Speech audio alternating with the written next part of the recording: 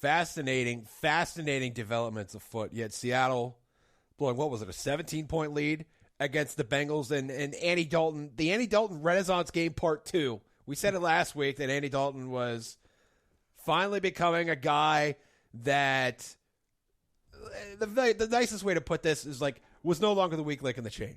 That defense has been awesome for 5 years. He'd had the skill players. He had Gio Bernard. They had Cedric Benson for a while. He's gone. They have Jeremy Hill. They didn't even use Hill very much yesterday. I mean, no. Hill is the coaches can say all they want, but they have supreme confidence in Bernard right now. And I think Bernard fumble on Sunday, but I think he recovered it.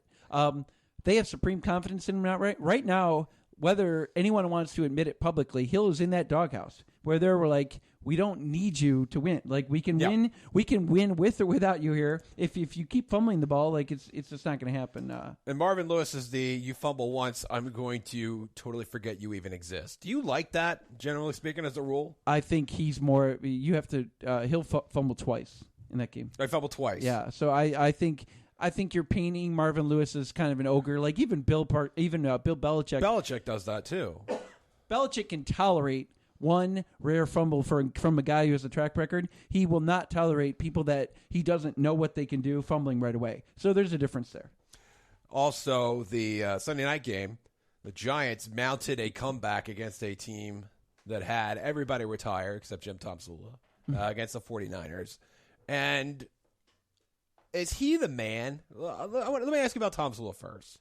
Because I think he's sort of a savant. Like, he's been fun to watch in these press conferences. I've enjoyed some of the meme-ish things that have come out. Him sleeping in his car, him looking like Carl from Aqua Teen Hunger Force. This guy doesn't fit into like a 3-year plan. He's like a guy that would take over. Like, I think would be a good fit in Miami. Like a players type of coach, a guy where everybody else can rally around. He's not a guy that should take over a team that has expectations of reaching the NFC Championship game.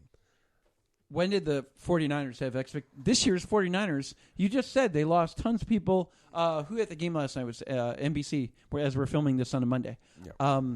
But they were on track for Al that. Michaels said he could not recall ever an offseason where a Super Bowl contender immediately went down to a bottom 8 team based on one single offseason. And yet 24 combined Pro Bowl appearances lost in that well then why nuclear winter. Tom Sula is a bridge coach. Like, you ought to know better than a lot of people, my friend.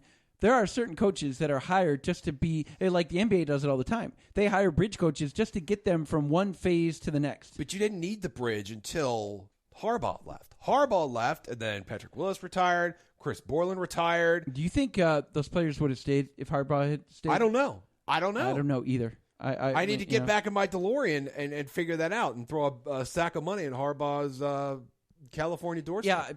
They got rid of talking about the 49ers and Jed York and that brain trust, doing the air quotes here. Well, there were always rumors that Tom Sula was the snitch.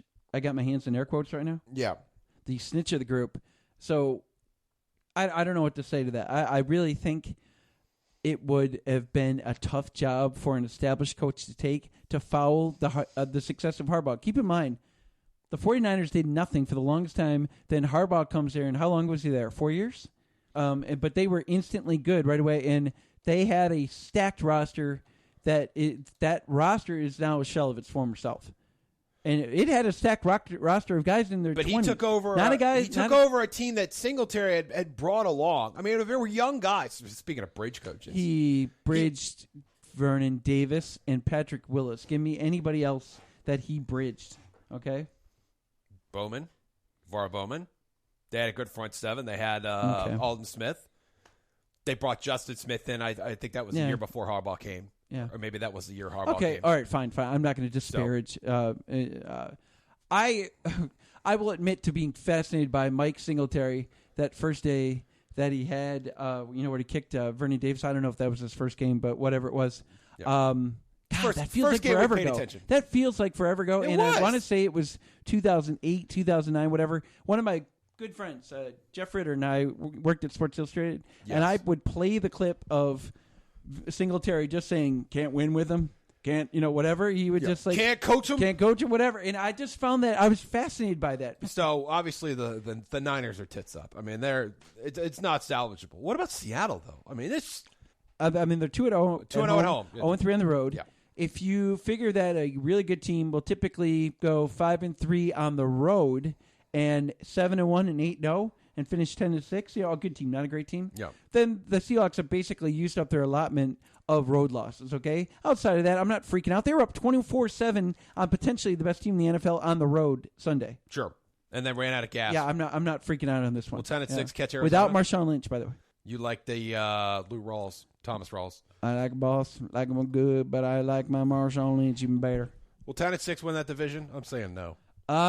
Here's the deal: the Rams are, for whatever reason, cannot beat anybody outside the division, but they are absolute gangbusters. If you had told me that the Rams would beat the Cardinals after looking like they did, I mean, Nick Foles, you can make a lot of money betting against Nick Foles. He is atrocious right now. Sure. And he was a Michigan State guy who originally got beat out by Kirk Cousins, so he ended up transferring to Arizona. I thought he was really good in college. But if you want to blame it on the lack of playmakers, that's fine. But when Todd Gurley is running for 159 yards, that should open up some passing lanes for you, even against a good defense like Green Bay. Right. And, man, that was hard to watch. And I was actually cheering for the Packers defense because of fantasy purposes, too.